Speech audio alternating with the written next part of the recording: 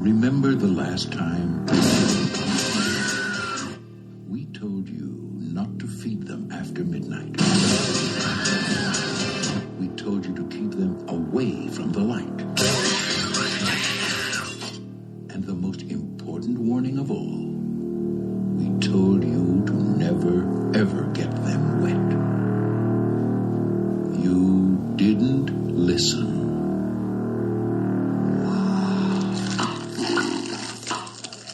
They're mutating. Sir, is the building on fire? No, that's a false alarm. Are you trying to panic New York City? Absolutely not. So the monsters are real? I didn't say that.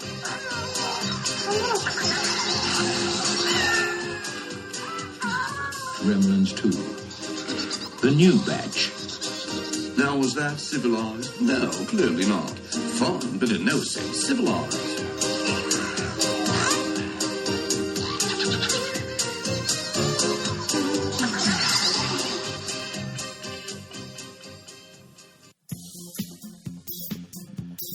Welcome back to the show. Welcome back. Starting everyone. The show with some Sylvester. It's been a while since we've used this as our theme. That's true. We've been getting a little bit more a good few sassy. months. Yes, indeed. Well, welcome back. Welcome back, everyone. And welcome back, Miss Sylvester. Listeners, my name is Pete. And I'm Scott, and these are the movies that made us gay. Yes, indeed. Just us today. We do not have a guest. We've had a lot of really fun people on our show, but it's just us today. Yes, we haven't indeed. done an episode with just us for a while. No, it's been a minute, but hey, who needs a guest? This movie is a lot of fun, and we just watched it, Yes, and I had a great time revisiting this movie. The end of this movie, the third act of this movie is bananas. Oh, I feel like it takes off after like the first 20 minutes. Yeah, absolutely. And it's at like a dead run. Yeah. For the entire length. But definitely the third act is insane. Every little set piece at one after the next is just like beyond ridiculous. But I love it. I'm here for it. I lost count of my favorite Gremlins after like 3. I was like, oh, that's my top 3. Oh, wait, that's my top 4. Oh, that's my top 5. Every Gremlin was in my top. I love them all. Well, you probably guessed it. We watched Gremlins 2, The New Batch, directed by Joe Dante, released June 15th, 1990, written by Charles C. Haas, who collaborated with Joe Dante a few times. Okay. He wrote Matinee. Is he any relation to Lucas Haas? I do not know Spelled that. the same way. He also wrote Tron. Oh, where? Interesting. Okay, cool. Chris Columbus, I think, was busy at the time doing Home Alone and Uncle Buck stuff. Okay. Did he write Uncle Buck? Am I just making that up? No, I think Chris Columbus was involved with Uncle Buck. I don't think he... No, I don't think that he collaborated with Uncle Buck, but he got Mac from Uncle Buck. Anyways, sure. Chris Columbus was right. busy, and he wrote the first movie. So Gotcha. kind of characters created by Chris Columbus. Gremlins 2, The New Batch. Yes. So you wanted to do this movie. I did. Because I kind of knew that we have a spot in the schedule where it's just going to be us. And what's a movie that you really wanted to talk about? And you mentioned... And I mentioned... Gremlins 2, The New Batch. Yes, indeed. I love it. I mean, if not for nothing, Greta, the Oh, my Gremlin, God. is... Drag icon. And when we were watching the movie, I mean, there's so much to talk about for all of the Gremlins in this movie. But I don't think I ever realized in this rewatch, is Greta a drag? Is she a drag queen? I mean, maybe. This... Because you see a few Gremlins cross-dressing in this movie. Too. Yes. She's not the only cross-dressing Gremlin, but she's the one that's serving face. She's like serving wiggetry.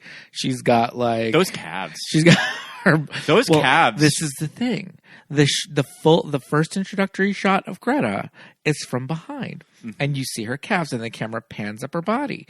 And she is something about... her proportions. She kind of has a little ass on her. But, she definitely has an ass on her. But, the musculature of these Gremlins in this movie, it's legendary Rick Baker makeup. Rick Baker is the special effects guy from this movie. From this movie. And I don't think that they could get the original person that did it. Right, because someone created the Gremlins for the first movie. Rick Baker came in and did this movie. And the creature effects, the Gremlins in this movie are extraordinary. Chris Wallace was the original. When you look effects at guy. their Yeah. musculature, when you look at their skin tones, each gremlin looks different. They all have different patterns of on their skin. They all have different, modeled, inflections on their coloring and things like that. And Greta is no exception. And she has these slamming calves from behind when you see her. She has this butt, but the thing is, all gremlins for the most part are male. Yeah. All the mogwai are male, and all the gremlins are male. And is Greta a biological cisgendered male gremlin who is dressing in drag? Quite possibly, because her proportions kind of look very drag queeny. Like she's a man in a dress. Although when you do see her later on, she's got big old tatties, and it's like, hey, I'm not here kind of serving cunt. I'm not here to She's gender beautiful. this gremlin, whatever. Live your life, Greta. I'm calling you Greta. This is your name. We are living for you. You're amazing. But we're thinking that she may have come up in the drag community working for tips at the bar because there's just something about the wiggetry, the cut creases, the bold red lip. Yep. I think she Beautiful have eyeshadow. a jungle red nail. Maybe she's got purple Miss Piggy lavender purple eyeshadow going on, and this green Laganja Estranja wig, and she's got the voice. The amount of speech that these gremlins have is amazing, and everything that comes out of their mouth is pure 100% gold.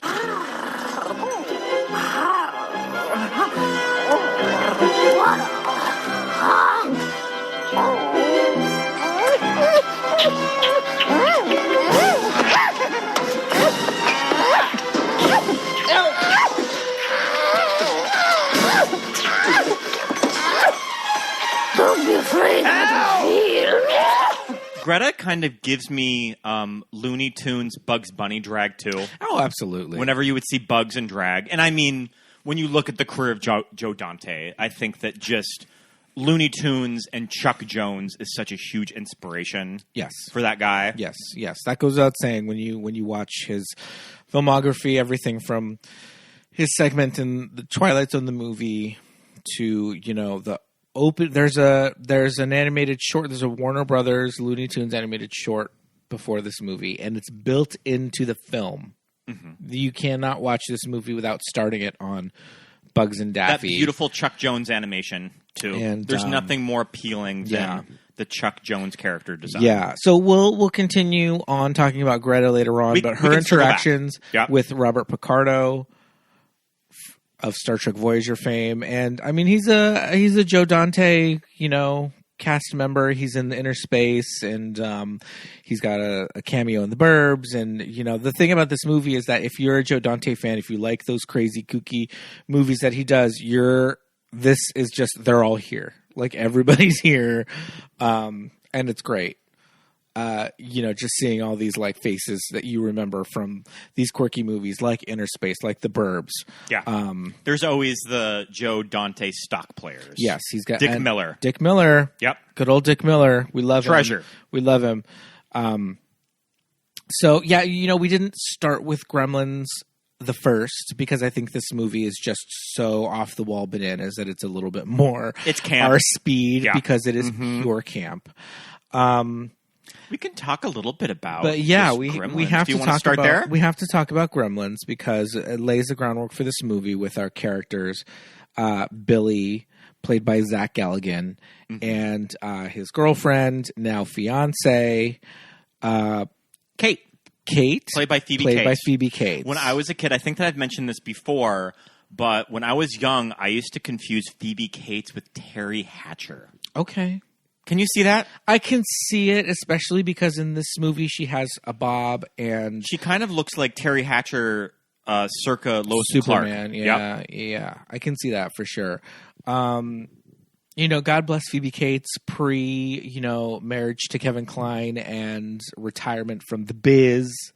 Yeah, but, she left the biz to raise a family with Kevin Kline. She sure did. But Zach Galligan and Phoebe Cates as Billy and Kate are in the original, along with Gizmo and our The Return of the mogwai, Futtermans, too. and the Futtermans, played by Dick Miller. So, and, kind of looking at Gremlins from 1984, you would have been a little kid at the time that Gremlins came out. Do you remember going to it in the movie theater?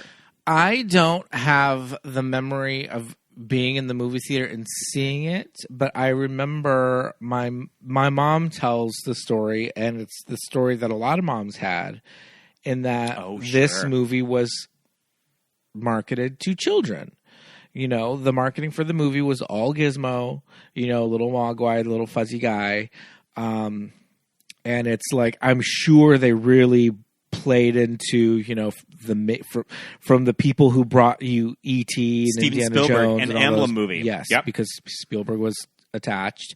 And so she took us, and it apparently scared the hell out of my sister and I, and all the moms got upset about it. I have no memory of being scared of this movie in the movie theater. I just remember seeing it at home. Well, it's this movie and also The Temple of Doom, which were the two big movies that sort of brought on the need for a PG-13. So, right. I mean, back in the day when you watched, like, Can't Stop the Music, that movie's rated PG. Like, it was either PG or R, which is wild. Yeah. Yeah. Just because there's so much in between. And there's a middle ground. Those two ratings. Yeah. And if it's thrills and adventure and things that maybe are a little too intense, that's where, you know, Gremlins and Temple of Doom come in. If it's straight up like Dick and Balls and Valerie Perrine's floating fun at the YMCA. Yeah. Yep. Then PG, maybe why not? Yeah, that's something else. But, you know, I remember my cousins and I were just loving Gremlins. I remember I talk about every now and then my Uncle George, my dad's youngest brother, you know, watching movies with us as kids because he was so young. He's about 12, 14 years older than us. And I remember him pointing out in Gremlins 1 that the town they live in it's the courthouse square from Back to the Future, and we were obsessed with Back to the Future. So this was famous movie lot town. Yeah, courthouse square. So this is already has to be after 85 when we're watching it. So this is home video time, you know, because 84 I was, you know, first grade, second grade, something like that. So, so yeah, and you know, now as an adult, I look back, I watch Gremlins, of course, with nostalgia and all of that. But whenever we watch it. And this movie, I think the two of us are just like, that Zach Galligan's pretty cute. Yeah, I was going to say that, I mean, of course, I grew up on Gremlins, but it's funny that my first memories of this series is probably the new batch. Okay. Just because it would have been new when I was a little kid. It was the newer movie. So it would have been in the video store, and you definitely would have seen the poster, and I also kind of remember a cardboard standee of the cover art. I think it's Drew Struzan. Okay. That did the cover art of the chair in the Gremlin smoking the cigar and looking out over New York. Yeah. But I think that I would have probably been introduced with the new batch and then found the 1984 Gremlins just on like TBS or something. Right. And immediately loving it. Yeah. I mean, I was a kid that loved to be scared in movies. Yes. Like, I loved all of that shit. I loved how scary the Gremlins were. And how cute Gizmo was. And Zach. Zach is so cute. And what I like about that character in the first movie, and when you also kind of listen to the dialogue, you can kind of tell, oh, this was a role written for a little kid. And there was just a choice somewhere in production that we're going to go age him up with an actor in their 20s that just hasn't left home yet. Yeah. And I think that's really interesting. Yeah, it is when you watch it now as an adult. When you rewatch it and don't think about it as this is a nostalgia watch. Think about it as like, I'm going to analyze or think about this movie. It's like, okay, Billy Peltzer. Working at his job as just a teller in the bank. Yeah. Yeah. And hasn't moved away yet, still living at home. Grover's Corners or whatever the neighborhood is that they live in. Not Bedford Falls. But no, I always think it's Bedford Falls. Because it's something Falls. It's something Falls, yeah. And Zach Galligan's super cute in the first movie. Gizmo's super cute in the first movie. But I think everybody kind of gets like a cuteness upgrade for this one. Yeah. And the thing is, I feel like I must have had this on VHS somewhere, and I watched it a little bit more frequently.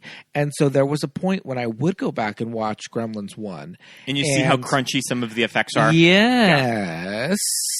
And Billy's a little older. Phoebe Cates has her like little bob. Like they're just looking a little bit more like cleaned up.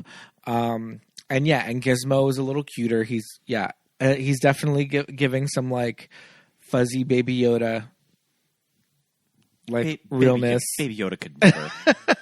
I mean, I think that Joe Dante has actually made a statement about that.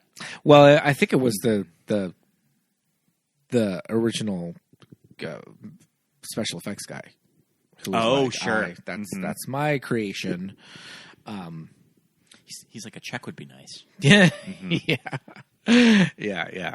But I mean, this movie, I remember I saw it in the theater. I was like in junior high or something, and I saw it in the theater with friends, and I was very excited for it because it was like, yeah, Gremlins, and they were like, okay, whatever, like, what are these like toys?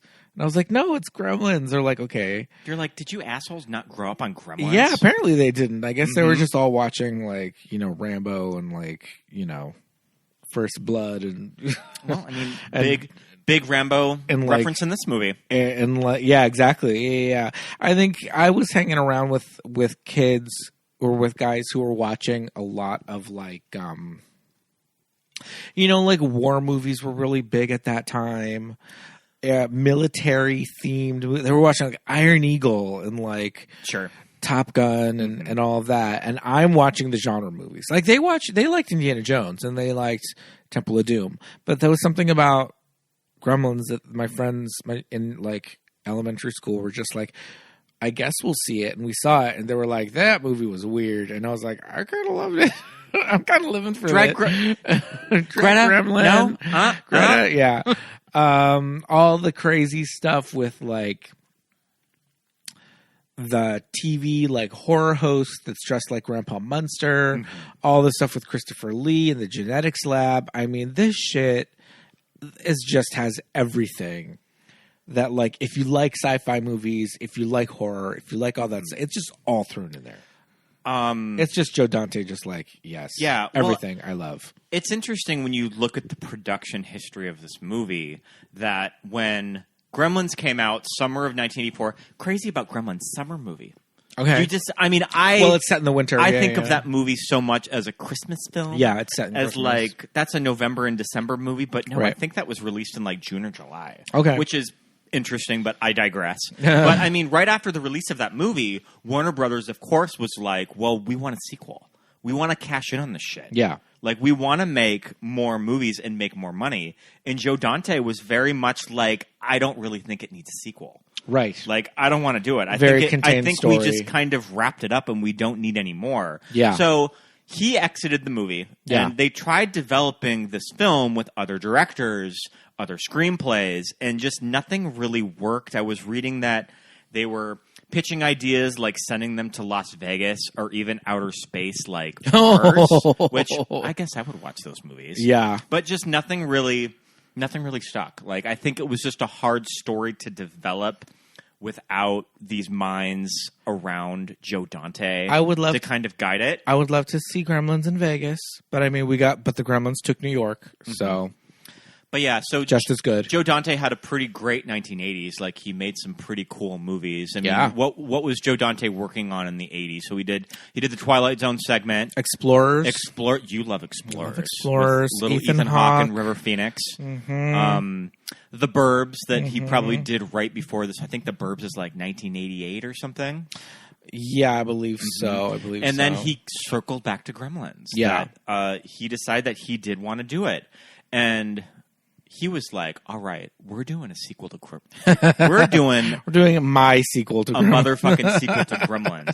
And we are putting it all out there. Yeah. And when you watch the movie, it's kind of like satirizing his own movie. It's satirizing Gremlins a lot. Yeah. Yeah. And it's kind of a send up to just sequels in general, which is interesting because now it's like, I mean, the 30 some plus years after this movie. I mean, sequels and dare I say IP. I mean, IP Right. hasn't really been a word that's been around for. I mean, that's only been something that people have been using for a little over 10 years. But I mean, Hollywood relies on sequels. Yeah. And this was 1989 when they shot the movie. So I mean, what were the 80s sequels? Like Beverly Hills Cop, Rambo, the Freddy movies, Jason. Yeah. I mean, you know, there's like the Indiana Jones. Things are starting to become franchises at this point. You know, you had things like Star Wars. You had things like Indiana Jones. But yeah, it just kind of turns into a movie that's a commentary on sequels. Yeah. And kind of making a sequel to a movie that necessarily didn't even need one. Right. Too. Which yeah, is, the first movie is very contained. Yeah. It ends and it does. Yeah. Which is so crazy. And Joe Dante was just given carte blanche to do whatever the fuck he wanted to in this movie. Clearly. When you see this movie, he was given Like, carte I would blanche. imagine that Yeah. studio execs Yeah. at Warner's were watching, like, the rushes of this movie and just being What's like, in the goddamn what hell? have we gotten ourselves into? Yeah. Yeah. But I love that. I mean, that's what makes this movie kind of so incredible, because he's just such a kooky kind of personality to begin with. And so it's like when you just kind of let him run with it. And also, I mean, kind of like Steven Spielberg with movies like Indiana Jones, that a lot of movies from the 50s were big inspirations for Joe Dante, of like kind of B-monster movies. Yeah. I mean, Gremlins was pretty much, I mean, that's a monster movie from the 50s. Yeah. Monsters invading this small town. Yeah. But in this movie, it's like it's a sequel, so there's gonna be more Gremlins, and we're gonna go bigger, and they're gonna take New York, you know, and so it's like That's such a, I'd love that. Of just the sequel convention of, we're going to take this to the Big Apple. Yeah. I mean, Jason took Manhattan. Recently, Ghostface. took him a lot of movies to get there. Ghostface took New York. Yeah. Yeah, so I think he was just like, all right, bitches, you want to see? I'm going to give you the sequelist sequel. Strap that's in. ever sequeled. And I think it works. And when you revisit this movie now, there's a lot of stuff going on in this movie that I think is really interesting to revisit, of when you look at stuff like consumerism and 80s excess. Right. That you see that it's sort of a comment on culture in America. Well, of this yeah, time, it absolutely too. is, and it's not subtle at all. It's complete parody. So Billy and Kate live in New York City, and they live in like a shitty apartment in like above like a video store in like a crazy neighborhood. But they both work at the Clamp building, Clamp Towers, for like this industrialist. Probably a stand-in for, dare I say, this is absolutely a stand-in Donald Trump. for Donald Trump. Because this is the 90s. He's Daniel Clamp, you know, and it's Clamp Towers. And, you know, the thing is, they kind of made this character a little bit more, kind of has his hands in everything. I think Donald Trump was just kind of in real estate at the time. I see a lot of Walt Disney and John Glover's performance. In the performance. Yeah. Well, and I would assume that this is a because he's not doing a Donald Trump performance at all. And maybe in the original script, this character of Daniel Clamp was more of a villain, and then John Glover came in and just had some ideas. So I think that they probably had to retool the script to make this character maybe a little more redeemable and likable. But I love the thing that Clamp Tower is this fully automated smart building, and there's voice activated. Everything's voice activated. You don't have to use your hands. There's no buttons in the elevator. The elevator tells you what floor you're on, but nothing really works right. Yeah. When the elevator stops and tells you what floor you're on, it says, please get out, or like, please exit the elevator. But like, everything's a little off. You know, the revolving doors get stuck with people in them, and you know the lights. weird technology where nothing really works, and I think that's kind of a holdover from the dad's inventions in the first movie. Sure, yeah. And you know they're commenting on excess, you know, in the 80s, consumerism, things like that. But they're also commenting on this like corporate greed and corporate excess at the time. But the thing is, a lot of the jokes in this movie that kind of poke fun at like corporate excess are just kind of like commonplace now. What are some of them? them? But I think in the 80s it was just like, what? It's that thing where in movies people are like, we're going to go get sushi. And like people in the cast are like, sushi. Well, in this movie, it's frozen. You mean raw fish? It's frozen yogurt. Yeah, the frozen yogurt health craze. Yeah, absolutely. Frozen yogurt being health food is frozen yogurt a health food? No, I don't think so. No. Not at all. Especially not with the pound of cinnamon toast crunch and caramel drizzle that I put on mine. I don't think it's very healthy. Okay, so some of the predictions from this movie that have thus come to pass in the corporate world, they well, first of all, Robert Picardo of Total Recall, Star Trek Voyager fame, and also Inner Space, another Joe Dante movie. He's kind of a good luck charm for a lot of directors and makeup artists too. Yeah, absolutely. And looks weird with hair. I think he looks better bald. I think he looks weird with hair. I always know him that he is Meg Mucklebones in The Legend. He is. I was kind of gagged when I found that out. Yeah. Okay, so he is kind of like in charge of operations at the building. He's got everybody who works there has it's a pin. It's like a lapel pin, and the lapel pin looks like it's made of some sort of like metal, but it's a barcode. But it's like built. It's like made of like, it's crazy. It's like a physical barcode, right? Which is a fun idea. And Robert Picardo has this wand, and he like swipes the wand across your pin, and since it's a barcode, all of your information comes up on this portable clipboard, on this electronic clipboard that he has. So the electronic clipboard iPad is like an iPad, but like I have to wear a badge at work, sure. And they tell us all the time, don't just have it at your neck. It needs to be around your neck. And like we used to wear it like on our belt, like on a clip, whatever. No, they're like, wear it around your neck, and then it's like a thing. And it became, at first we were like, oh, whatever, I'm gonna wear it wherever I want, but they would come so often, and they would be like, that we just do now. And it's not like, I don't know. You're wearing it out today when we were at Best Buy. I was wearing it at the Best Buy. Nerd. Yeah, because I don't want to lose it. I'm like, I can't lose my badge. I can't get into my office if I don't, And this badge, it's an electronic thing. It gets you into the building. It gets you into the, secure spaces. And I'm sure when they scan it, it's got all my employee information on it, There's a joke about Billy's light at his desk turning off. Yeah. Because he's been too idle. And she's like, oh, it's like saves energy. And so, move around. Which is a thing in office buildings. Which is absolutely a thing in office buildings. Do you have to get up from your chair? Yeah. Sometimes to walk around? Wave our hands around. Yeah, people wave their hands around, get up, wave your hoodie, like waving the white flag, things like that. He's got a video phone at his desk.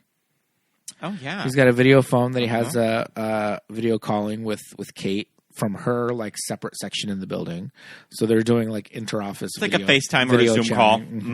But it's from it's not on his computer. It's from his it's from his phone, like handset. It's like a little screen that comes off his phone. It's funny because things like applications like that were never like computer based at that time. They were like built into the old hardware. Yeah. So yeah, whatever. So that happened, and then let's see, what else do I have? I think that's it.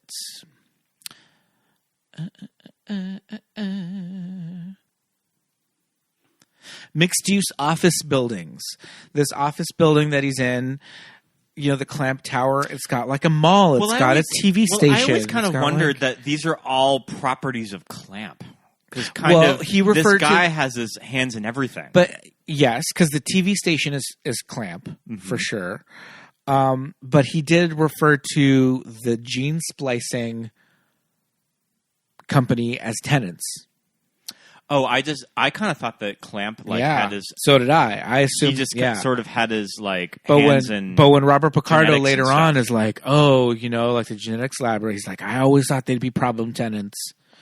So I was like, okay, he's just renting space. He said we could have had 2 plastic surgeons and something else. Mm-hmm. He says we could have had 2 plastic surgeons in that space, but and something else. But it's like no, but we So they're so some of them are. This office space looks crazy. The set design it's kind of going off of like the malls of the 1980s. Yeah. But it's all done in like gray and steel. And there's no windows anywhere. Mm-hmm. You can't see what time of day it is. You get the crazy revolving doors. This was built on the biggest soundstage at Warner, too. Oh, okay. Mm-hmm. Well, it's a huge space. The main atrium. And I know that a big thing with the story and the script when they decided on New York, it was a budget issue that they had to invent this office building. Sure. That they couldn't go out and shoot. They're not going to be all over, running Mm-hmm. around New York City. Yeah. Like most movies shot in New York, you're going to shoot most of it on a stage. Yeah, yeah. And it's going to be self-contained. Everything is going to be in this office building. What is it with office buildings in the 1980s? Like this, Poltergeist 3. Right. Mm-hmm. Yeah. Just sort of the fascination of that's high-rises. the thing. It's like those buildings were becoming mixed-use spaces. They weren't just offices anymore. It wasn't just you go, architecture firms and things. It was art galleries and malls. Was the Twin Towers built in the 1970s? Yeah, the late 70s. So yeah, that was a big deal in New York. This mixed space high rise where you see all sorts of offices and like a block of floors would be a hotel in the building, but it's just like floor like 20 through 25 or like the Hilton, and so they kind of like the Bonaventure. These here. office, well, that's just one building. That whole building is the hotel. Oh, it's all just a hotel. Yeah. Okay. There's a little bit of a mall on the first couple floors with shops and stuff, but that's all hotel. It's the architecture super 80s. This fucking froyo is like is it they come back to the frozen yogurt a lot. But I love so Phoebe Kate she's a tour guide in the building. Wears the crazy hat. And I love the hat. The first tour guide that's introduced, I was watching the commentary today, Daryl Hannah's sister. How about that? Mm-hmm. Who knew she even had a sister? Not me. And that they're all the tour guides. They're like dressed like stewardesses, and they have like a stewardess kind of like hat, but with a caricature of like the building coming out of the top of the hat. And I love that the front of the building, the Clamp like logo. It's Clamp, so it's a C. That's like a clamp, and it's kind of like a wrench. Yeah, and it's like clamping down on the globe, and because it's clamping down on the globe, it's squashing the Earth into an oblong, oval shape instead of a sphere, and it's like spinning, and that's even on their hats. It's like right in front of like the big crazy building. And she's like giving the tour about like all the wonderful things Daniel Clamp is doing and all the innovations and blah, blah, blah. And like the tour is like people, but like the first few people in the front are kids.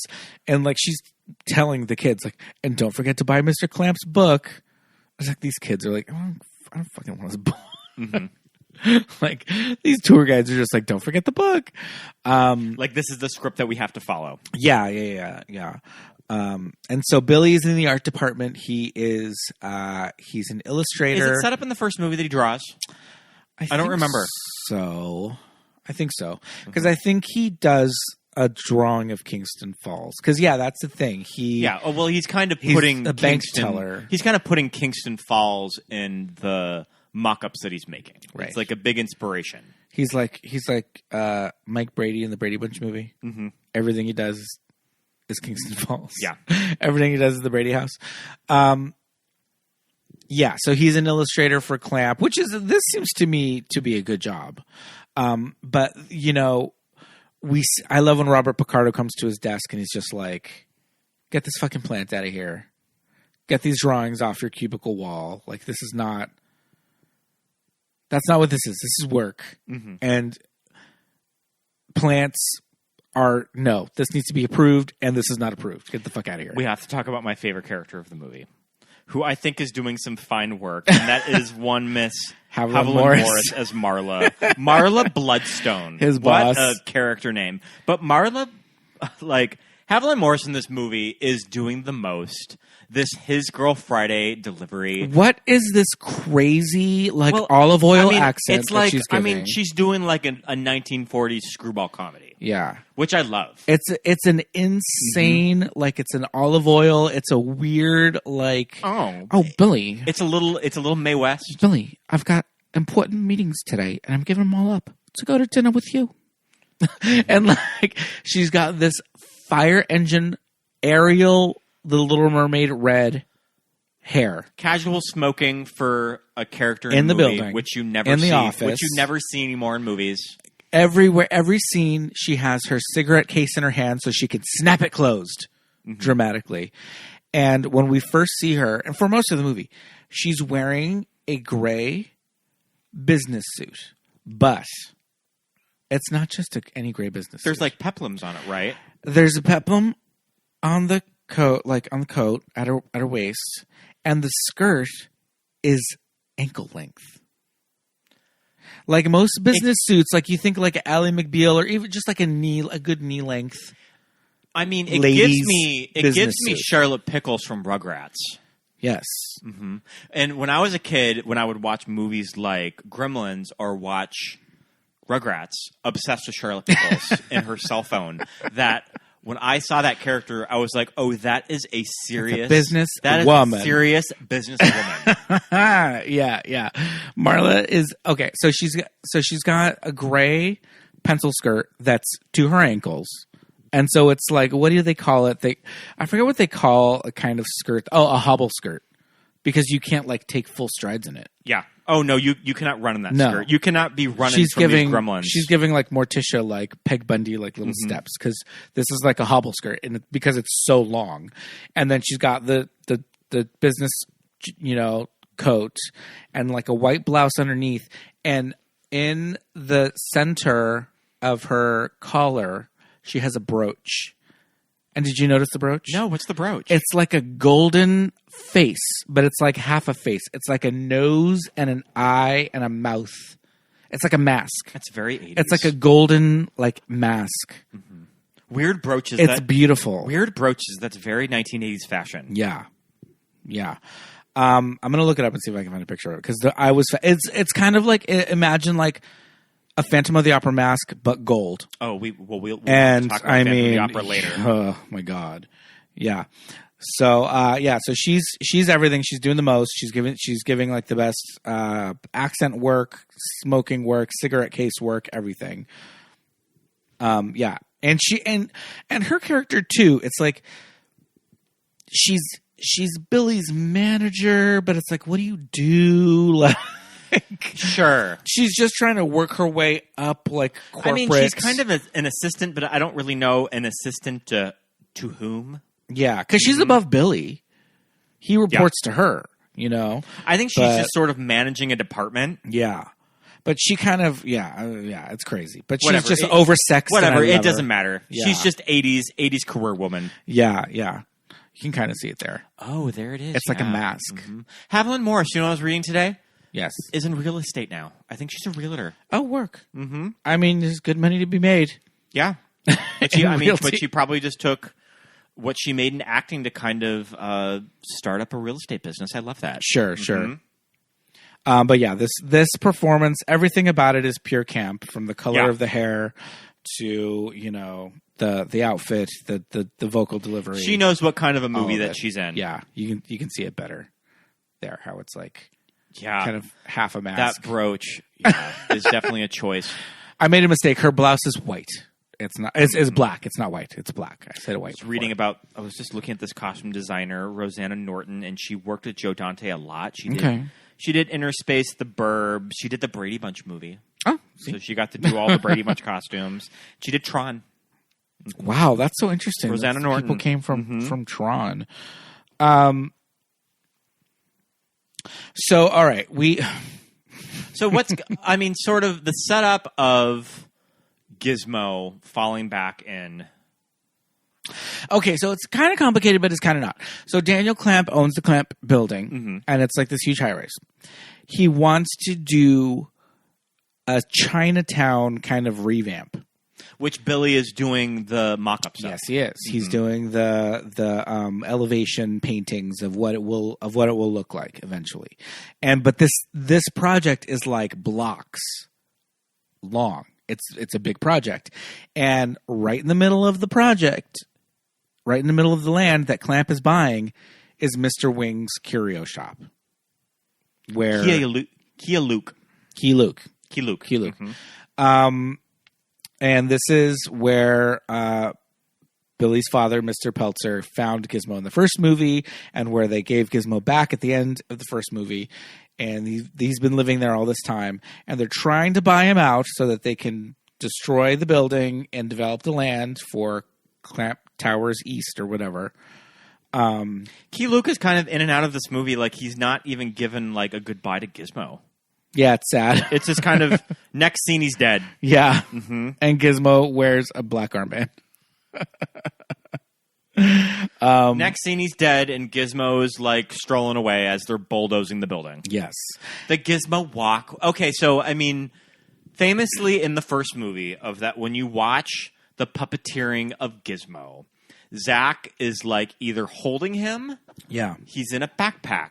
Yeah. He's on the desk. Yeah. Like you have to position this puppet very particular. And when Zach is holding him, he has wires going up his sleeves, up his shirt. That's why Gizmo's in a backpack, is that the backpack can hold all of the electric stuff that's making Gizmo wiring. work. I like those shots of Zach in the first movie of when he's picking him up, and you could tell Zach's doing it really quick.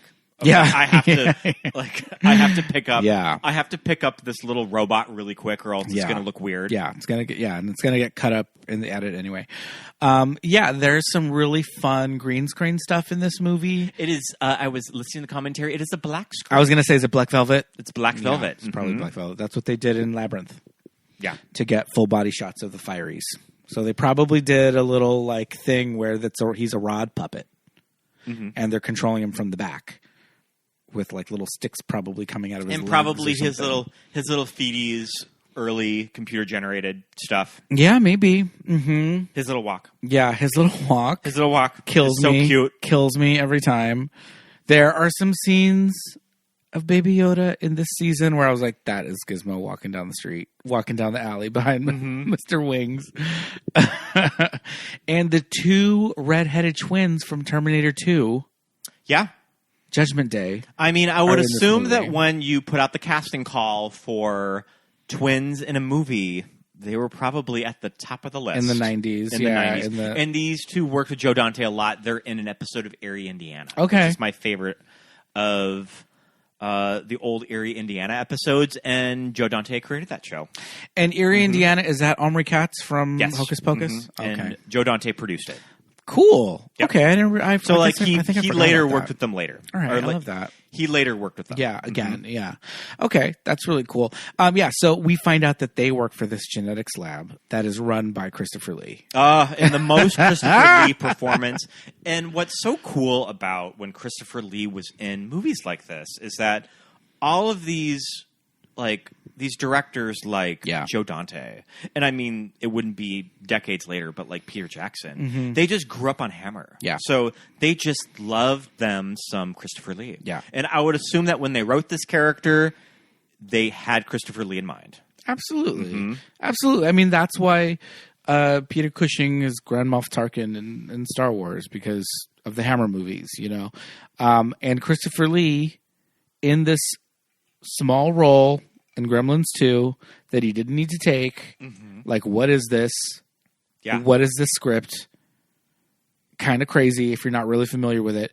He's playing it 100% straight. Yeah. 100% serious. He is running the shit out of this genetics lab. And he's funny. Yeah. He's funny. He's like, oh, the flu. I've already got the flu. I need rabies. You know, with It's Pat. Who's the secretary? Julia Sweeney. Julia Sweeney. I forgot Julia Sweeney's in this movie. Mm-hmm. Yeah. He's got some really funny lines about like, you've got some new viruses have come in, all that stuff. There's a lot of really good cameos in this movie. Oh, yeah. Gomez Addams, John Astin. I love John Astin's dialogue when he's like pushing his cart. Of that, you can tell that when John Astin signed on to this movie, like he's just like, I need something. Yeah. So I'm just going to make up this backstory. I need business. And I'm just going to be muttering it. Yeah, he's just got his little business about how he's just pissed off at like other coworkers or something. Mm-hmm. Love it. But so kind of real quick back to Robert Picardo and his role as like the operations manager of the building and how he's just like, no unapproved plants, no unapproved art, blah, blah, blah. Billy, like I'm scanning your barcode, got your number. Well, the whole thing is we find out that this building has like this control center, which I love the control center and the people that work there. Mm-hmm. That blonde woman who's like, I got someone. And it's the poor guy he's in Inner Space. And I think he is in. Is he the neighbor in the Burbs? I think he's. He's the main, he's one of the Klopeks in the Burbs. He's one of the neighbors. I mean, just stock player of Joe Dante. Yes. Mm-hmm. When he's smoking the cigarette. And he's smoking the cigarette. Yep. And she's like, I got someone, an unauthorized break. And Robert Picardo picks up the speaker and he's like, you don't work here anymore. Pack your things. And she gets on the loudspeaker afterwards and she's like, alert personnel, we've got a job opening in like sector 7G. And it's like, oh my God, these like rotted people who work in this building, like they're just on top of everybody. I mean, is this just sort of a comment now when you look back on it of just how companies like Amazon are run? I mean, timing your bathroom breaks. And that's the thing too, when we do have these devices that track where we are, it's like, thankfully where I work, they don't really do that kind of stuff. But I have heard people say like, when I badge out to go, because you have to leave one security area to get to the bathroom, they can track that. And some places I'm sure do. And we know that Amazon does for their, factory, warehouse workers. So it's like, yeah, you're right. That's shitty. It's like, thank God, like, I don't work for a company that does that, but, I guess they're like ahead of their time. You can't be like my job and just duck into the bathroom when you need to send a text message or something. Right. Yeah. Mm-hmm. I mean, I can, but some people can't do it, and Amazon warehouse workers for sure cannot. Amazon warehouse workers out there, if you're listening, thank you. Thank you for your service. You're doing it's a hard job. The Lord's work, and you're getting paid pittance. I found out a funny little thing on the commentary that Joe Dante mentioned of that when they were making the laboratory scenes, there's monkeys in the laboratory. Yes. And apparently the monkeys were really freaked out by the gremlins. Oh. They thought they were real. Yeah. And they did not want to fuck with them. Yeah. And I think that it's on the blooper reel of the trainer. Oh, wow. That they do not want to come out. Well, let me tell you this. You, 1 year for Halloween, got from the 99-cent store some really good like cat skeletons. Yeah. And the cats fucking hated them. They were like, they could see their mortality growling at them, and like they did not like them at all. They growled at them and were like really standoffish against them. And so I think there's just something in animals about a certain size and shape, and also these gremlins are crazy looking. We will discuss them in great detail in a moment. But but it's like nuts. I don't know, would a monkey? I don't know how apes or monkeys react to things like dolls. Like, how do they react to like a Cabbage Patch Kid? Like, how do they react to that? I don't know. Like, is it something where they're just like wouldn't like Coco? Coco was special. Coco was special. She knew what was up. Yeah, Coco probably had like... She had a pet kitten. A little pet kitten. She had a pet kitten that she loved. Coco, I mean, this is kind of a tangent. She had a vocabulary of 200 words. Did they really need to tell Coco that Robin Williams died? Did you really need to tell Coco that? Do you think Coco could have lived the rest of she her probably life could have gone the rest of her days without knowing Robin was dead. Maybe she asked for him a lot. You're right. They could have just been like, he is on vacation. He lives on the moon. He had to go back to Orc. Yeah, I don't know. You're right about that. But yeah, that's very interesting, and that's very kind of spooky. Because I like with the cats, would they care if we had like a life-size gremlin or like a weird like Gollum figurine? Well, I'm going to like, propose this. Let's say that Gremlins is real. Sure. And would you take the responsibility of owning a mogwai? Hell to the no. Hell to the no. I mean, I know that our cats... I don't know. Gizmo's pretty cute. I know that our cats don't care for water, and I think we have to go out of our way to get them wet. I don't really foresee any circumstances where the cats accidentally get wet. Because they don't like water. Like, yeah, they have their water dish. Yeah, they have their water dish that they drink. But they don't follow us into the shower. Like, they used to be curious when you would take baths and stuff, but now we have the sliding shower doors, so they're not really in there. And do you think Gizmo would get along with our cats? Would the cats get along with Gizmo? That's the question. Gizmo would get along with anyone. I think Bianca would not care for him at all. Do you think Alfie would beat him up? He might be scared of him. He might be standoffish. Well, I mean, is it just essentially like introducing a new cat? Yeah, or a dog, or looks at just a different animal. I don't know. Our cats are the important questions. And what I think is really fun about the script is that it pokes fun at how ridiculous the Gremlins rules are. Yeah. When you own a mogwai, and there's that great bit of dialogue of when you're breaking down all of these crazy, if you're on a plane and you're crossing time zones. Sure. Like, what midnight does it count? Yeah. When you feed them after midnight. So you can't get them wet, feed them after midnight. Is there a third? Sunlight. Mm-hmm. They're allergic to bright light, but sunlight in particular will kill them. Gremlins can drink beer, I don't know, but they are little boozers. Yeah. And one of them had like seltzer. One of them had seltzer water. Yeah. Down his throat. And so I was like, okay, that's just water. I mean, I feel that's like water. A good portion of this movie is my favorite part of Gremlins is the bar scene. Yeah. And you get the bar in the movie theater. You get a lot of stuff like that in this movie. Yeah. Of that, these are the scenes that people really responded to, and we have to do more of them. Yeah, yeah.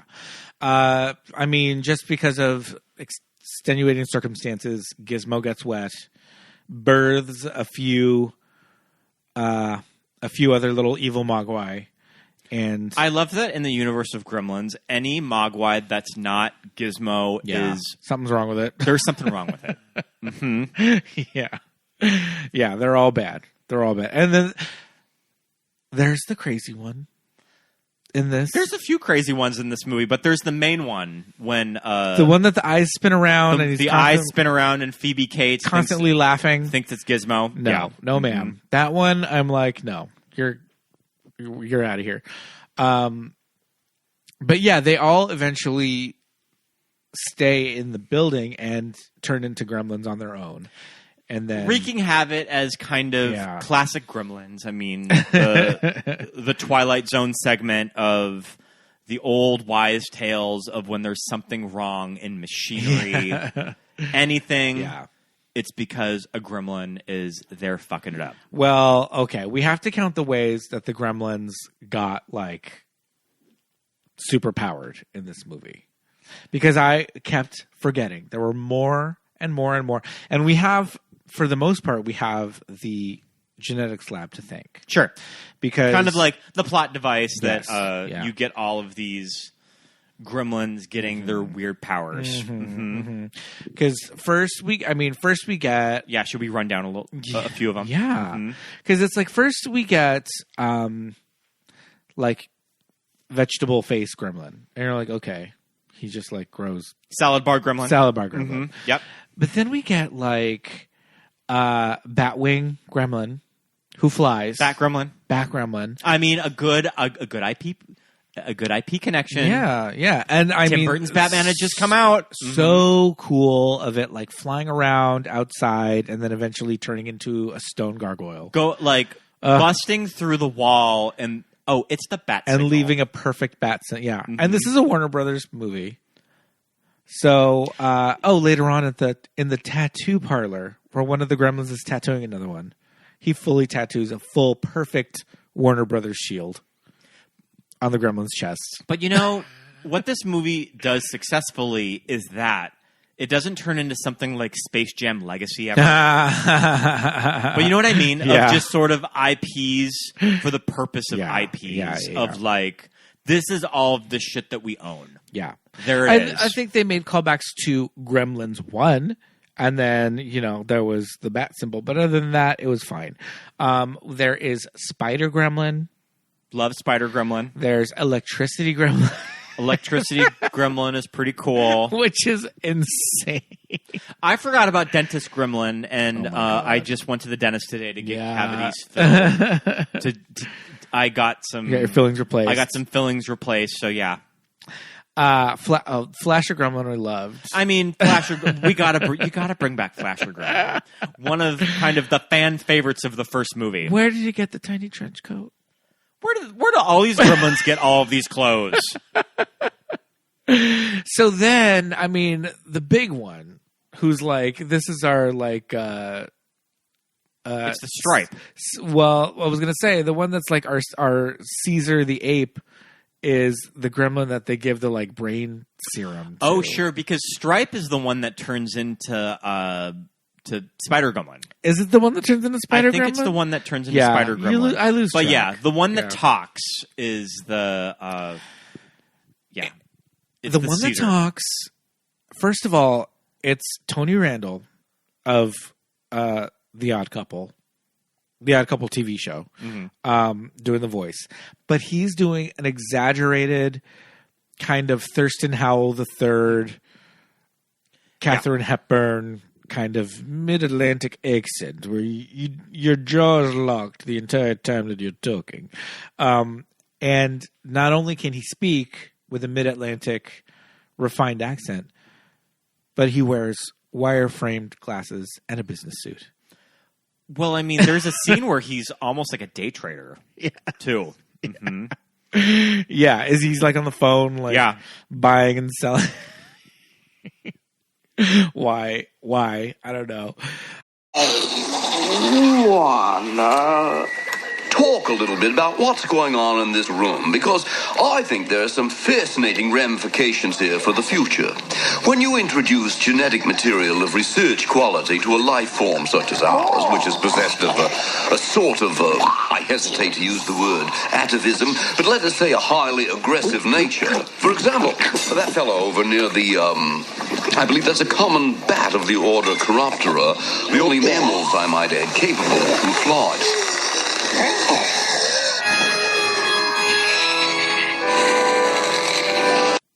And then, it's like through all of these different iterations of these like super gremlins is when we get Greta.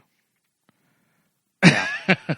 And all of her like dragged out like wiggetry. And like her outfits are amazing. A pichon for animal print. Mm-hmm. Is she wearing animal print? I think that she has a leopard dress when she's first introduced. Oh my god! But Greta's super fierce. I mean, that's gay culture right there. Is Greta the Gremlin, and she's in love with Robert Picardo. Mm-hmm. She just like sees him, just like latches onto him. That dialogue of her chasing after Robert Picardo is so funny. I forget what she says, but she's like, "Give into your feelings" or something. The little Greta voice. Yeah. Yeah, the gremlin voices are out of control, but I love them every time. Like, all the different things that they say, they're like singing songs. They're like, oh, shit, yeah. And then, they just wreak havoc in the mall, like in the building. And like I said, there's the tattoo parlor. There's the frozen yogurt where people think that they saw a rat, you know?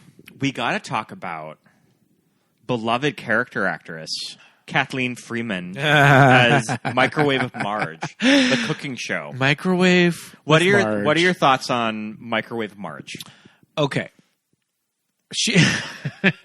Listeners, you've seen Kathleen Freeman. She is, and you've heard her voice. You've definitely heard her voice. She is in Hocus Pocus. She's the teacher. Mm-hmm. Mm-hmm. She is the voice of the old lady in Shrek when she's with Donkey. And She's trying to sell Donkey. I can talk. I'm not talking this damn thing you ever saw. And just kind of this great character actress that she's been in a lot of big television shows from the 1950s, and she's also in Singing in the Rain. She's in Singing in the Rain, for crying out loud. Yeah.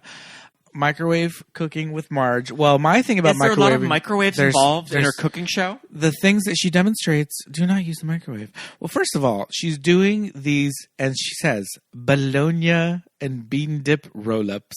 Who's your favorite TV infomercial cook? Oh, my goodness. The dump. Well, I love Kathy. Kathy. Yeah. Forget her last name. Yeah. the dump recipes. The dump recipes. You hate the dump. See, I don't like the dump recipe infomercial. Always featured on Jeffrey Mixed on his Instagram account. Kathy Mitchell. Yeah. I prefer Kathy Mitchell, and she's got this little... I mean, it's essentially just like an iron... I mean, it's kind of like a George Foreman, or it's a sandwich. One of those like hot sandwich makers, but she's like, you can make cake. It's like, can you? I mean, you're making like easy bake oven status cake with that. But yeah, I'm looking it up right now. Yeah, microwave cooking with Marge is kind of my favorite. Oh, okay. So I love the Express Ready Set Go.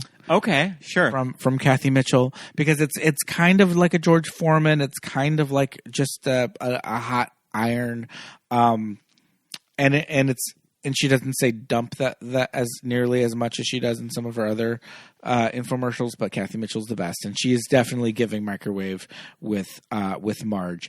Marge is, when she makes her bologna and bean dip roll-ups, she adds cooking sherry to the bean dip. Yeah. And she says, some of you like to use a little sherry. I like a lot.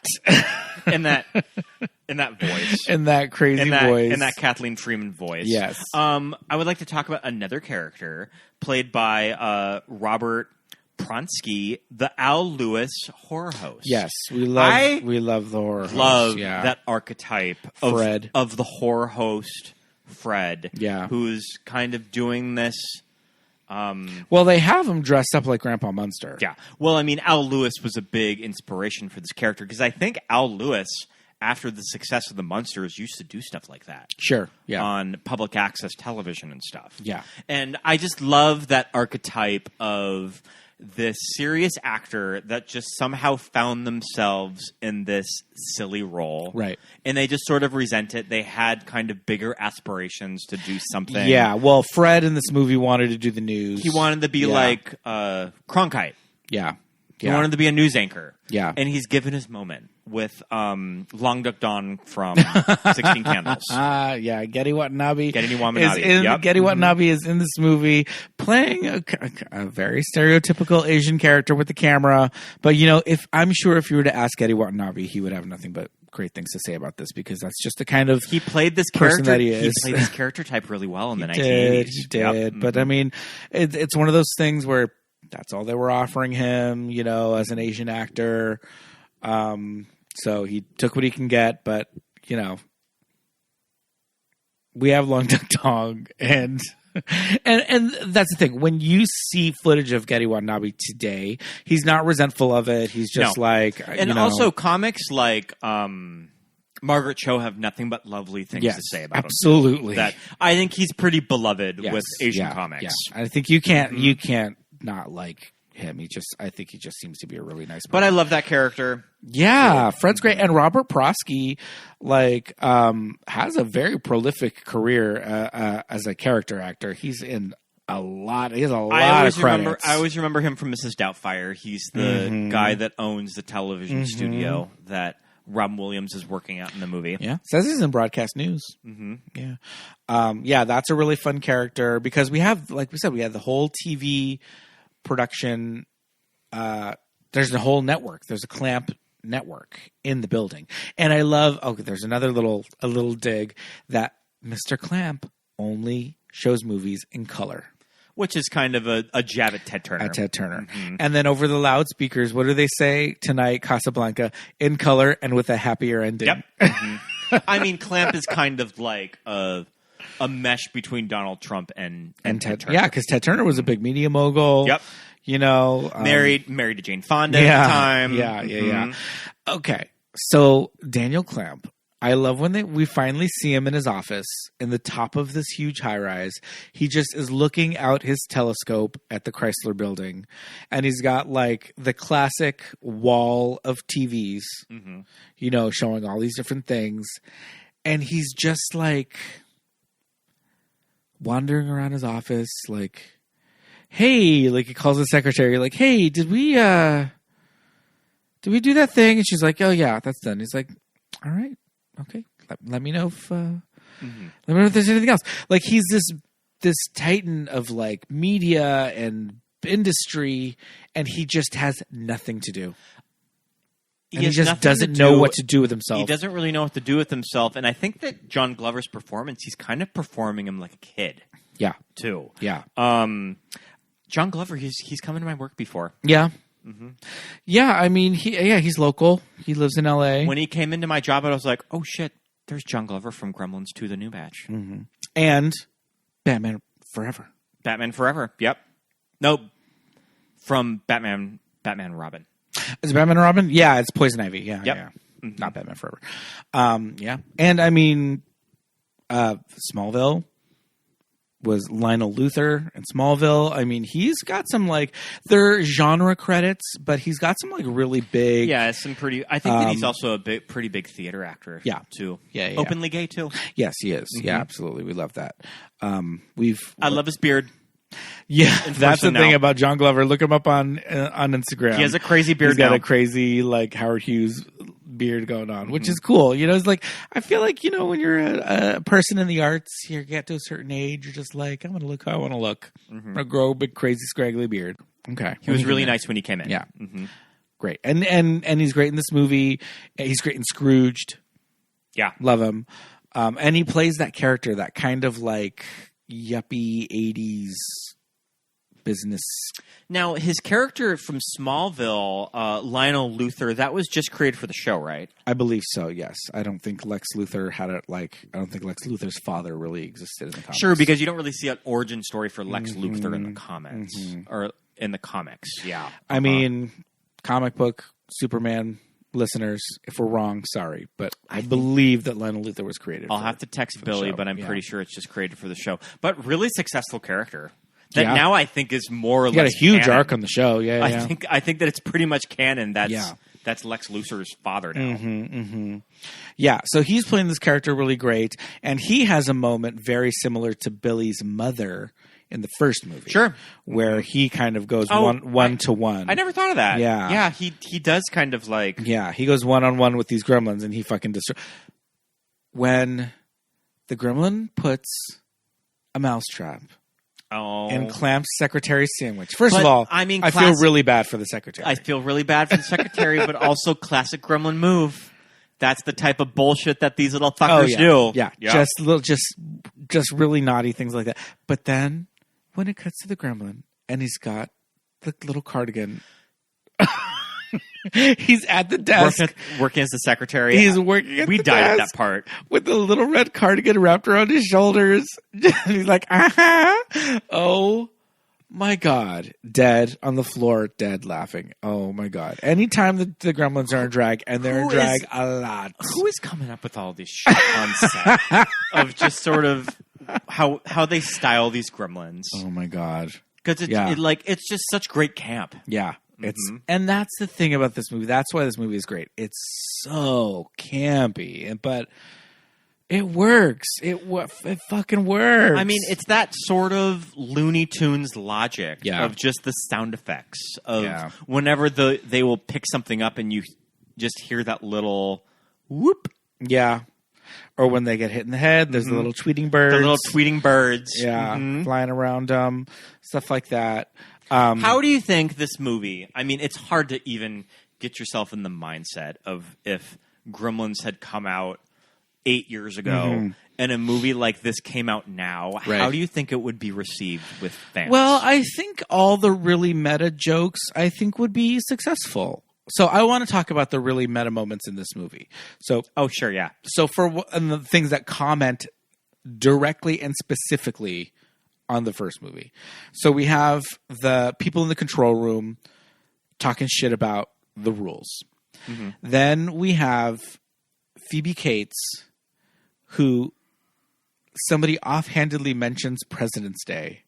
Yep. And she goes into this drama and she stops and looks off into the distance and, oh, don't talk to me about President's Day. I had such a horrible thing happen to me. Very famous monologue in that first movie that everybody remembers of, that's how I found out there was no Santa Claus. And everybody remembers it because it stops the movie dead in its tracks. Mm-hmm. And that's why people hated it. And also it's just a weird non sequitur. What the fuck does this have to do with anything moment? And so they try to replicate it with the character, and Zach is just like let's we can't do this. It's a little Family Guy.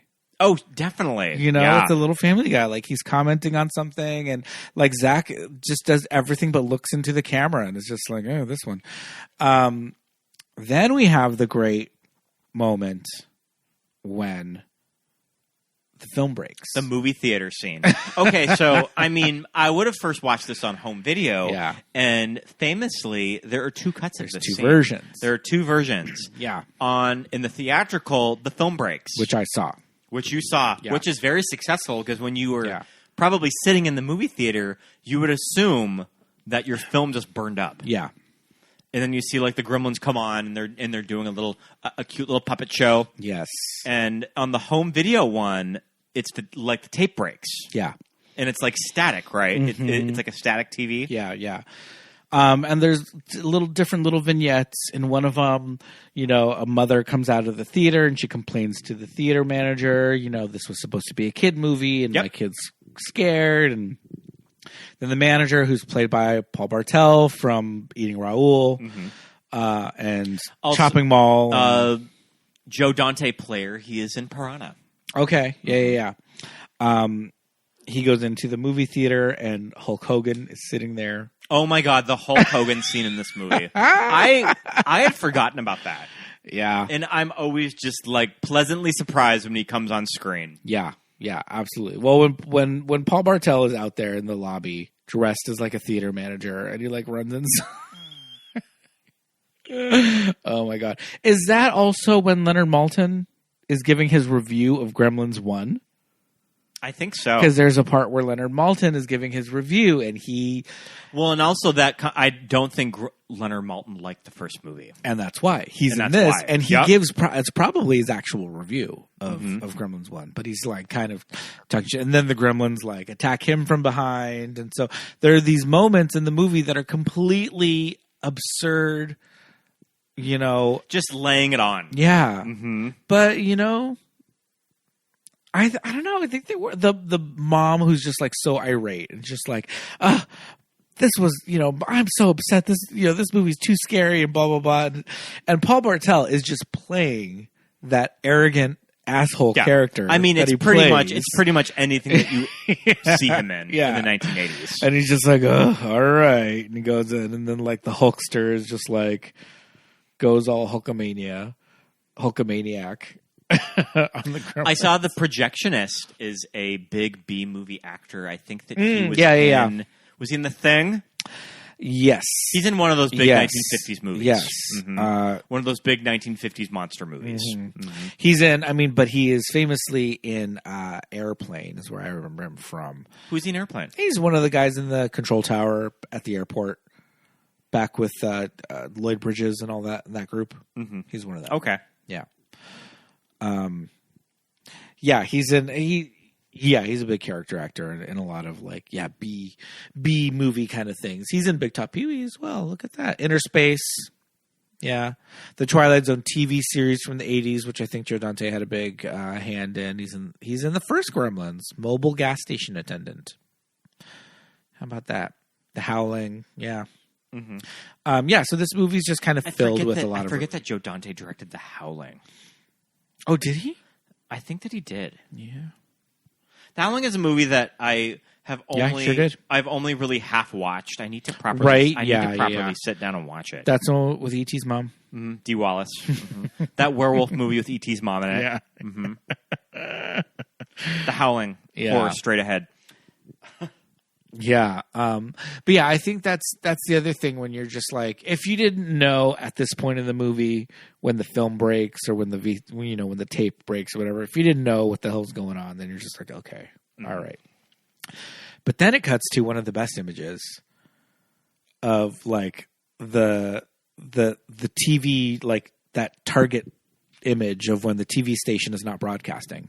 The little gremlin is the Indian. And the little there's a gremlin on it. It's a very subtle joke. Like you kind of have to so be good. You have to be looking in the background. If you're not paying for that. attention, you wouldn't notice it. It just looks like the no signal, the old fashioned, no signal, icon.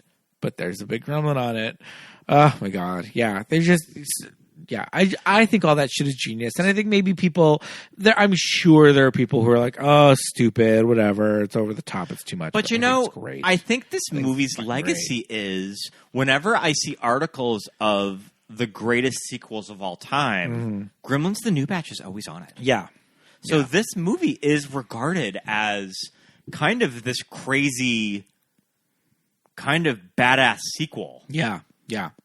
That really goes there. Yeah. And I think that's it. It goes there. And I think that's what people who like movies and people who are into film. Do you remember the Eli Roth History of Horror? Sure, yeah. When they did their sequel episode, this was included in it. Okay, yeah. Yeah, it's got to be. Would you say that the big movie theater scene from the first movie of just it's the Kermit the Frog and Miss Piggy riding the bike. Yeah. And absolutely. That's the movie theater scene of the first movie, of that shot of all of them sitting in the movie theater watching and Snow just White. How much work that would have been to pull off. All of those gremlins sitting in all of those chairs, wreaking havoc. I mean, it's the big New York number of this movie. Oh my god! It's the big New Year's Eve ball drop scene. Oh my god! When they're wanting to go outside because they think that. Because they've done this whole thing where they've turned back the clocks. They put up this... they're tricking them that it's nighttime. They're tricking but it's them still that it's daytime. nighttime. They put up this big scrim outside that it's nighttime. And they're ready to go outside. And it's the big musical New York moment. Yeah, yeah. And they all fucking... Oh my gosh. It's too much. Greta has her big, MGM musical number, too. I love that part. They all have little panels that they, bend down, and it creates the big Greta face, and she comes out of the eye. Oh, it's like, that is... My God. That is cinema. It is so stupid. But it's like... That's why it's great. That's why it's great. It's so stupid, but it's like... Ugh, I can't. Who thinks of this shit? But you know what? I'm in. Greta one of Greta's lines. Oh, why can't you commit? Oh my god, Greta. I mean, she's gay rights. She's absolutely. She's absolutely gay rights. I mean, drag icon. She's trans rights. She's everything. Because that's the idea. I think that's the idea. Because this is the weird genetics lab where we're taking standard issue gremlins and making them better. And so this one took an existing gremlin, which are traditionally male, and transitioned her. So I think Greta is probably by definition is actually trans. She's on those hormones. Yes. She's on those good hormones. She's got the voice down. She's working it out. Oh my god. Yeah. And her last scenes with Robert Picardo. Well, she is the only gremlin that survives the movie. Yeah. Too. And it's funny because this whole thing of how they do finally kill all the gremlins, it's like, all right, whatever, it doesn't matter. Electrocute them, sure. They electrocute them. They get them wet, and then they electrocute them with the electricity gremlin. The electricity gremlin, yeah. You're like, all right, I guess that's fine. It works. Dick Miller gets to save the day. And it's funny that Grandpa Fred is is showing these shitty B movies because he can't show the classics because they're in black and white. But I think Dick Miller was in like some of those shitty B movies. Like, Yeah. I think He's in the movie that's in the opening of Elvira, Mistress of the Dark. yeah, like young Dick Miller. It's crazy. So it's funny that like, and then now he's here because it's like how, it's that thing. It's like, that's why It kind of comes full circle. that's why probably Joe Dante started casting him because he was in those like shitty B movies that he watched when he was a teenager. Just a working actor that needed the work. Yeah, and that's why we bring in Peter Cushing, and that's why we bring in Christopher Lee and all that. It's because these directors, when they were younger, were idolizing these people, and so, and I think it's interesting now. We're in an age when directors are. I mean, there's reboots of those old shows now. Mm-hmm. I don't know that too many directors are putting a lot of actors in newer projects. They're just redoing them or just rebooting them altogether. Mm-hmm. Christian Slater's in Willow. That's good. Yeah. I mean, at least we have, for better or for worse, they made 10 episodes of a Willow series. I only watched 4 of them. We didn't finish it. I wasn't super into it. Yeah, we didn't finish it. But I think the big mistake for the requels. Yeah. Shall we say, of that if you're going to be doing a new Gremlins movie, is that I think that they think that you just want to remake the first movie. Right. And I know that's what Joe Dante was saying, that he did not want to do with this movie. Yeah. Because I think that's what all of those scripts were that were circulating in the 80s, was that it's essentially just a remake of the first movie. That I don't know if Billy was a character in it. I mean, he may not have been. Yeah. That they just wanted to remake Gremlins. Yeah, and that's what's so refreshing about this movie is that it is not at all a retread of Gremlins 1. It's its own thing, and that's what makes it great. That's what makes it special. I believe there is a Gremlins animated series in the works. So I was looking at this today. It's Gremlins Secrets of the Mogwai. It's a computer animated television series that is scheduled for release on HBO Max. I mean, HBO Max is canceling stuff left and right, so I don't even know if this is even still a thing. I'm seeing that it was supposed to air in 2022 on HBO Max, and it was delayed till 2023. It may be airing on Cartoon Network. So yeah, I don't really know what the status of this is, but it looks like Zach Galligan, Sandra Oh, Randall Park, George Takei, and Bowen Yang are said to be doing voices in it. So yeah, I don't really know what's up with this movie. So supposedly Chris Columbus wrote a third movie. Huh. I think that he said that he wrote a script for it. Okay. And according to him, it would have been with puppets. So like the idea wasn't computer generated Gremlins. Right. So yeah, I mean, I guess that's in a filing cabinet somewhere in like Chris Columbus's office. Yeah. Because that's the thing. If you do another Gremlins feature today, it's like you want them to be practical. Mm-hmm. I mean, you never know. It's like Netflix did do the Dark Crystal 10-episode series. Yeah. And that was something that was talked about for decades. Yeah. I mean, and I want to say they're about 90% puppets in that. Yep. So, so it can be done. So you never know. It's like they still could do it. Yeah. Mm-hmm. Especially with the people calling the shots at all of these streaming services. Yeah. You never know. Yeah. So hopefully this Secrets of the Mogwai series comes to pass. Yeah, I don't really know if if it's completed, if they're still making it, if they got canned before they were supposed to do it. I don't know. Yeah. Well, ladies, we shall see. We'll find out about that. We'll keep waiting on it. But is Gremlins 2 streaming on anything? It is not. It is not. But it's always like bargain bin. We own the Blu-ray. I think that we bought it at like Target for like $7. It's a bargain bin movie. You can usually get it with Gremlins 1. Like, which one do you prefer, Gremlins or Gremlins? I think if I'm just gonna sit down and put one on, like on a Sunday afternoon, I'd probably put on New Batch. I'm probably gonna put on New Batch because I am a weirdo that I'm very particular that Gremlins The first one from 1984 is a movie that I can watch in the months of Yeah. October through December, maybe a little bit of January. Yeah. It gets me in the Christmas spirit. It's too Christmassy, It's also kind of yeah. a Halloween movie too. Yeah, So yeah. it works either way. Yeah, absolutely. But yeah, Gremlins 2 is just a little bit more like you can just put it on.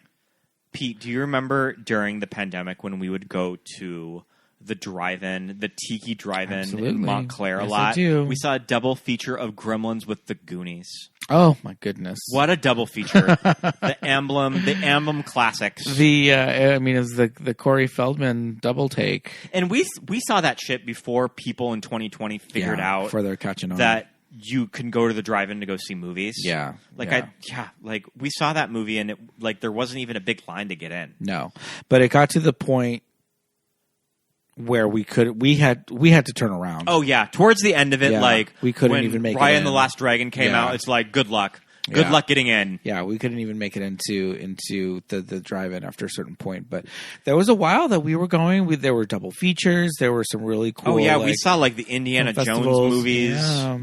Yeah, and it's like the drive-in. These drive-ins had been there all this time, and people would go, but they just didn't get big crowds. But real peak pandemic times where there was nothing to do, they got crazy. We're like, great, let's go see Trolls World Tour.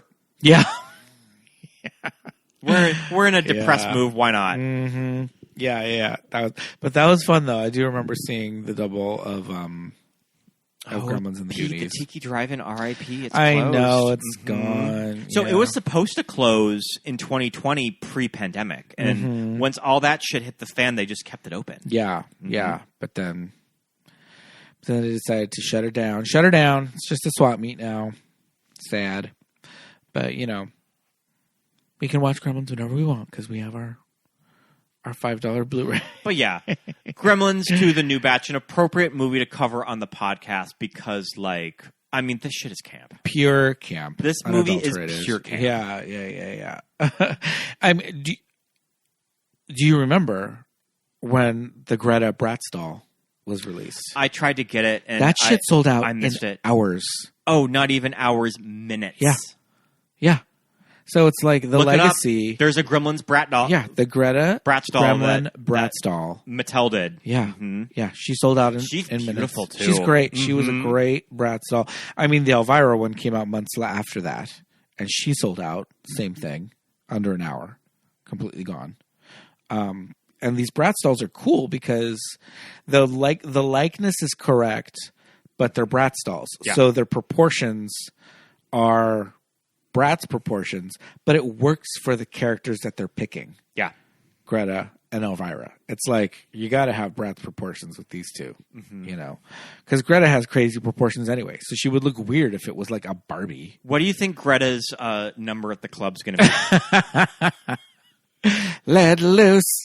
Is she going to be doing like a Nicki Minaj? Ooh, I think that Greta could do a good. She could do Nicki or Cardi. She could do Starships. I don't know. I think she could be doing some good. She could do some splits. She could, I think Gremlins would probably have some good physicality, doing some dips, some good death drops. Yeah. Absolutely. Yeah, I'd love to see that, man. That Laganja Stranja wig, everything. Y'all wanted a twist? Come on, season 6. I'm sure there's been. We'll have to look them up and post them on our Instagram account. But I'm sure there has been drag Greta. Yeah. Greta looks. I know there has. I can't think of who has done them, but I know there have been. But yeah. So unfortunately it's not streaming, but you can rent it, you can purchase it. It's probably on the cheap, in any and all of your streaming platforms. For those of you that are not digital media fiends like we are, you're like, DVDs, I'm not going to buy that shit. Oh, there's a lot of makeup influencer Greta tutorials. Greta tutorials. I think Fifi O'Hara did a when she did her Jeremy 365 days of drag. I think Jeremy did a Greta look. Yeah. Gremlins 2 is a $3.99 rental on pretty much every streaming rental platform. So for $3.99 for one less than one Starbucks drink, Worth it. you can sit down and watch Gremlins 2 just for buy it. 48 hours. Yeah, or just buy it for $12. Mm-hmm. Yeah, add it to your collection. Yeah, it's $12.99 to purchase. I would just buy it because it's everything. So, any last thoughts about Gremlins to the new batch? No, just go watch it. This movie's a lot of fun. Yeah. I hadn't sat down and watched it all the from way beginning through, to end yeah. because I remember when we were in Palm Springs. Mm-hmm. When we were just like chilling out, IFC had both of them on. I think it was the month of October that they had both of them on, like back to back. Yeah. I remember watching a little bit of it then. Yeah, you just catch it when it's on cable, or like I said, if I just put it on a Saturday afternoon to like vacuum the house or whatever. But yeah, don't always sit down and properly watch them and finish them. Mm-hmm. But so that was a lot of fun this time. But yeah, I mean, Zach Galligan, great job. Super cute. Super cute. Mm-hmm. Still to this day. Phoebe Cates, we love you wherever you are. Being retired. But yeah, this movie's great. It's a part of a lot of people's childhoods, but look up some Greta makeup tutorials and show us your work, kids. But yeah, Gremlins 2. Amazing. Good choice. Yeah. From me. Yeah. Love it. Yeah, love it. Good fun movie. Well, is it that time then, I guess, in the show? Move on to Patreon shout-outs? Yeah, maybe we should do some Patreon shout-outs. Let's hear them. Well, we've got a brand new patron that just added, Rhett Mitch. Rhett Mitch, I have to check out your account to see what your full name is, but that's what we've got on here. Rhett Mitch, thank you so much for being a wonderful patron and friend. So you're right at the top of the list, along with Thomas and Dan C and Dan H and Whirly Flower Frog, Lori, Brenna, Jessa Rabbit, Lawrence, Danielle, Lisa, Alexis, Thomas, Mark, Jackson, Millie, Ted, Benny, Jamel, Melanie, Susan, JJ, Shelley, Michael, Heather, Jamie, Drew, Genevieve, Dawn, Joshua, Emily, Aaron, Jessica, Nick and Shannon, Christine, and finally Rufino. You guys. Thank you so much. Thank you so much. We just recorded a brand new Watch With Us commentary. So that's up there. The awesome Megan. You can listen to us gagging over Megan's Eleganza over on Peacock. So if you've got a subscription to that, you can watch along with us, or you can rent or purchase it if you already have.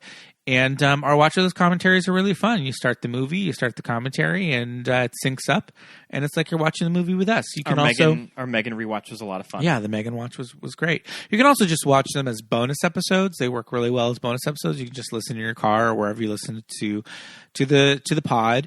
But they're specifically made to be commentary tracks synced up with a specific movie. And there's over 25 at this point. There's quite a few of them. So you can check that out. Check out our monthly newsletters, behind the scenes photos, seasonal playlists, lots of really fun stuff. If you can't work out a monthly subscription, that's totally fine. You can do a one-time subscription if you want to do one time for $10. Anything is appreciated. Yeah, anything is appreciated. But if you do $10 only once, like I said, 2 Starbucks drinks for until the end of that month. So make sure you do it at the beginning of the month. Until the end of that month, you have complete full access to everything on Patreon. Right. So you can listen to all the Watch With Us commentaries. You can read all the back catalog of newsletters. There's links to all that stuff in there. And all that stuff goes directly to contributing to keeping the podcast up and running and making sure that the episodes sound great and they're ad free and subscription free and all of that. So all that goes directly back into the show. So thank you so much for going to contributing to that. That's patreon.com/movies that made us gay. Yeah. Yes. We would also like it if you were to subscribe to the show on your podcasting application. Give us 5 stars. Give us 5 stars. And if you'd like, write us a nice review. We would really appreciate it. Yes, indeed. If you listen on Apple Podcasts or Spotify, you can give us a 5-star rating. And if you listen on Apple Podcasts, you can write a review, and we'll read it on one of the episodes. We love it when we get new reviews. We love when people write nice things about us. And if you don't like us, then, whatever. don't bother. You can follow us on all the social media platforms. We're at Movies That Made Us Gay on Instagram and Facebook. And we're still on Twitter, whatever. MTMUG Pod. MTMUG Pod. We That's tweet us. every now and then. Yeah. If you want to follow our personal socials, you can. Feel free. My name is Pete. I'm at Peter Lasagna on Instagram and Twitter. I'm Scott Youngballer on Instagram, and follow my letterbox. Yes, indeed. Thank you so much for listening to this episode, you guys. Bye. We'll see you soon. Bye.